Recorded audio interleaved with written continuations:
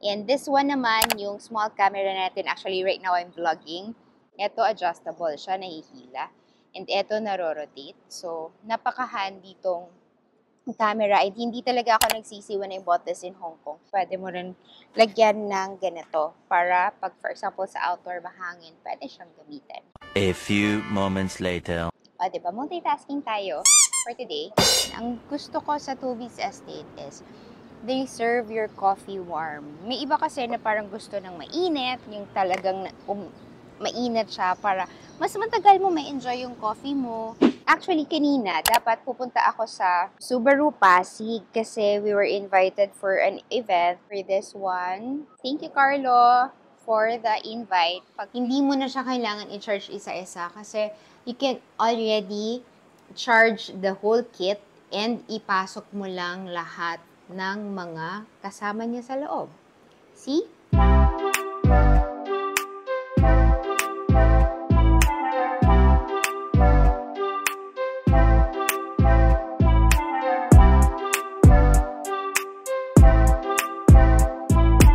Hey guys! Good morning, good afternoon, good evening kung saan man kayo mayong adlaw sa inyo tanan. So for today's vlog, I'm just testing out the new mic that I got. Actually, nakita siya ni Habi when we were in Hong Kong. Hindi ako sure at that time because I was expecting a different kind.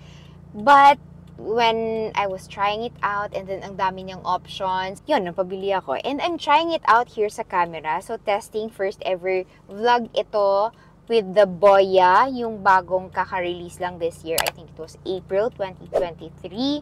And ang dami niyang options, guys. Ang dami niyang, ganito, ang ganda ng kit niya. Ang dami ng functions na pwedeng gawin. Hindi lang sa cellphone, hindi lang sa camera, hindi lang sa Apple, but also if I have an Android phone, pwede ko rin siya magamit. Pwede din siya sa kabilang camera ko doon sa Sony camera ko naman yung mas malaki. But before that, of course, mag-coffee muna tayo. So, if you guys are interested, just keep on watching.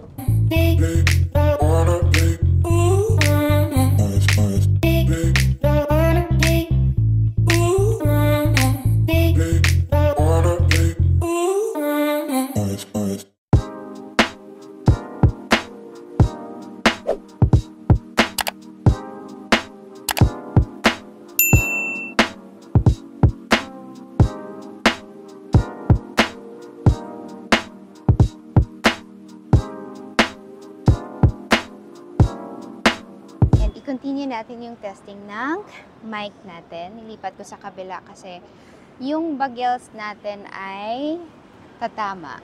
Majanet ngayon, but nakakatuwa lang tong Boya natin. It's because it's very convenient, I think so. Natry ko siya yesterday, but hindi pa ganun kasobra kasi parang kaka-voice over ko pa lang. But now kasi, ngayon ko pa lang siya itatry sa maliit nating camera. Ito yung sinasabi ko sa inyo, yung sa likod, nagbabago-bago siya. Pwede mo siyang tanggalin, ito yung lock niya.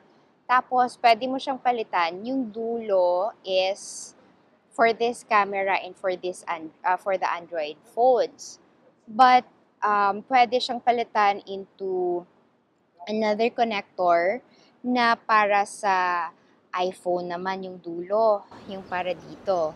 Tapos, I'm using the Ulanzi. Ito, adjustable siya, nahihila. And ito, naro-rotate. So, napaka-handy tong camera. And hindi talaga ako nagsisi when I bought this in Hong Kong. This is DJI Action 2. And pwede mo siyang, ayan, meron din siyang screen sa likod. Kung, for example, gusto mo ganyan yung view. Before that, mag-coffee muna tayo kasi medyo na mainit pero parang doon sa kabilang side, parang uulan. Look. So, medyo madilim. Ang gusto ko sa Toby's Estate is they serve your coffee warm. May iba kasi na parang gusto ng mainit, yung talagang mainit siya para mas matagal mo ma-enjoy yung coffee mo, matagal siyang lumamig. Pero may times din kasi na like me, gusto ko pag nagmamadilim, always in a hurry. Gusto ko yung kape ko, hindi ako napapaso. Unlike yung iba naman, like for example, pag hapon, gusto ko naman yung coffee ko is cold. Pero pag morning, ayoko talaga. Some of you guys, I know na mahilig sa mga cold coffees just like my sister. Pero ako, iba naman. Gusto ko hot or warm in the morning. Actually, this is my second coffee. Usually when I go here for my coffee, it's the second coffee already. For the first coffee naman na yung iniinom ko sa bahay, it's just black coffee. Hi guys! So I'm using at the moment, first time kong gagamitin yung Boya. I forgot kung anong tawag nito, pero mamaya papakita ko na lang sa inyo. And this one naman, yung small camera natin. Actually, right now I'm vlogging. A few moments later. Pwede mo rin lagyan ng ganito para pag, for example, sa outdoor mahangin, pwede siyang gamitin. So that's it. While I'm here, I'm also vlogging and enjoying my coffee. Cheers! O, diba? Multitasking tayo for today.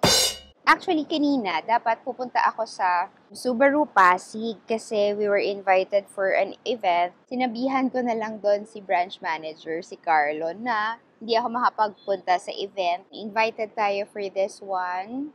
So, thank you, Carlo, for the invite. Pag kailangan nyo pala ng car, just reach out kay Carlo sa branch manager doon sa Subaru Pasig. So, I don't know kung yung mic na to, it would be clear. Kasi may indication naman dito sa camera na nare-read niya or naririnig niya yung sinasabi ko. But it's just that I don't know yung volume.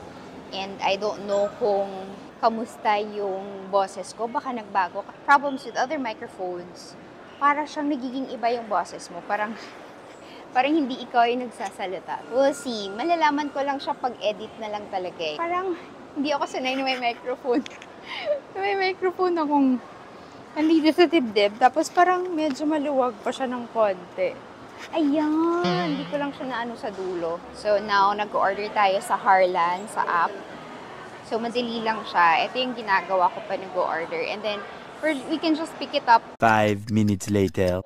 See, ang dali lang, nakabili na tayo ng para kay JJ. Pero tingnan nyo, meron na tayong, ayan, ni-refresh ko na siya and ready for pickup na siya. So, pipick upin na natin sa Harlan and Holden because coffee. Kita nyo na kung gano'n tayo gastadora. Gano'n tayo gastadora when it comes to coffee. Sa isang araw, 2 coffee yung nabibili natin. Fast lang. Pick up lang tayo, tapos diretso na tayo sa kotse. Sabi ko na guys ito yung problema. Ay. Sorry.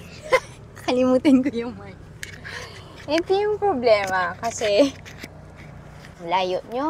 Hindi ako sanay naka-wide angle tayo. Tapos tingnan yung ginawa ko. Inipit ko siya dito sa diba? Inipit ko siya dito sa seatbelt. Kasi kung sa damit, natatakpan. So, ginawa ko, dito ko siya sa seatbelt para instant, hindi na siya nakasabit sa damit natin.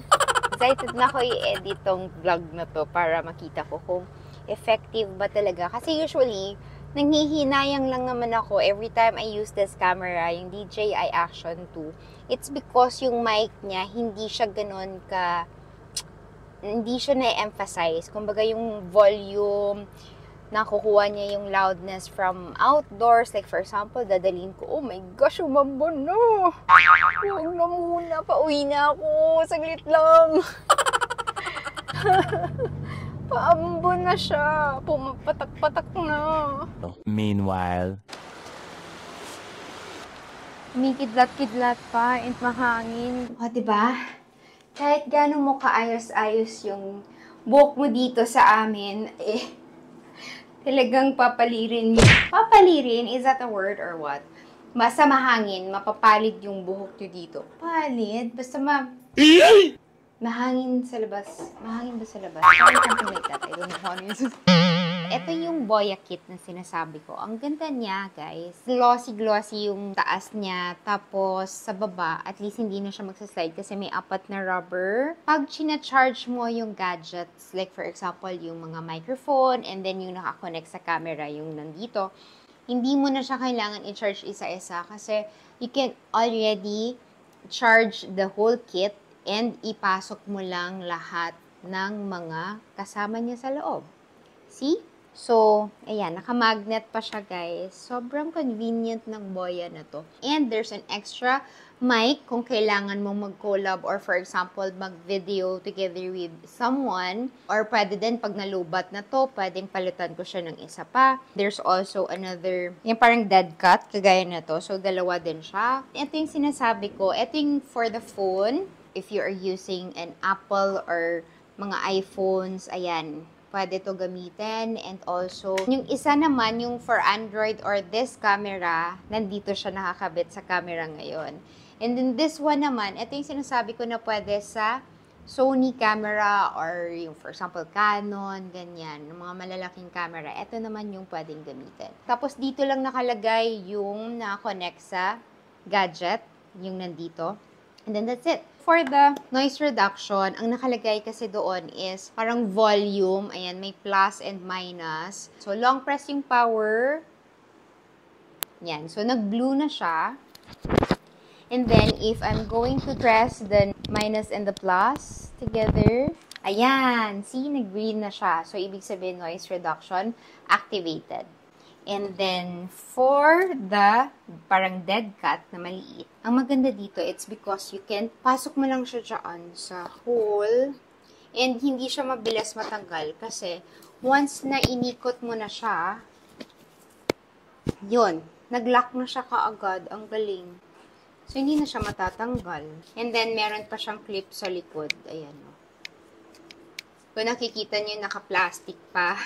Fresh na fresh. Hindi ko pa ito nagamit. All throughout, eto pala yung nagagamit ko. It's because, wait lang, patingin ko muna to baka maguluhan yung receiver. Sobrang dali lang talaga, guys. And just for example, pag nagvo-voice over naman ako using the TikTok for the mini vlog, ganito yung paghawak ko. So, ganyan. And then, hawak ko yung phone. Yan, nagve-video. At least, kahit for example, dati kasi, pag nag-voice over ako, duling na duling ang tita nyo. Kailangan yung volume, mas maririnig ka for the voice over. So, ang ginagawa ko, nakaganon ako, imagine niyo, nakaganyan ako. Tapos, titingin ako, nakaganyan ako minsan. So, minsan, one video, wala na, duling na ako. Lalo na pag walang suot na camera, suot na glasses. Hirap na hirap ako. Kita mo? Hindi pa ako sanay. Clip lang naman eh. This one cost 880 Hong Kong dollars. So, kung i-compute mo siya times 7 pesos, so, medyo may kamahalan, guys. Ayan, 6,160. Pero sulit na siya, guys, kasi kung bibili ako ng isa, like for example, yung puputok sa TikTok, yung nagtitrending na boya na mic. Pag, for example, binili ko yung for Apple na mic, and then, di ba, naka-separate si Android. So, limited lang yung pwede kong gawin. Hindi ko siya magagamit kagaya dito for my camera. Parang sa phone lang siya. Eh, di ba parang may haka-haka na just in case na lalabas yung bagong iPhone, hindi na siya yung same sa ganito na dulo. Parang, ano na siya, Type-C na siya. So, ang hirap kong ganun. Just in the future, we decided na magpalit ng cellphone and Type-C na yung bagong cellphone na iPhone. So, hindi ko magagamit ng maayos yung boya na yung nagtitrend sa TikTok. So, parang for me, mas marami siyang multipurpose para hindi sayang din yung pera. And nagagamit ko siya, it's because lagi tayo nagmi-mini vlog, lagi tayo nagwa-vlog. And for example, pwede ko rin siyang gamitin for my Sony camera. Like for example, sobrang laki kasi ng Rode microphone natin. So, yun lang, guys. Anyway, that's it for today. Thank you for watching and see you on the next one. Bye!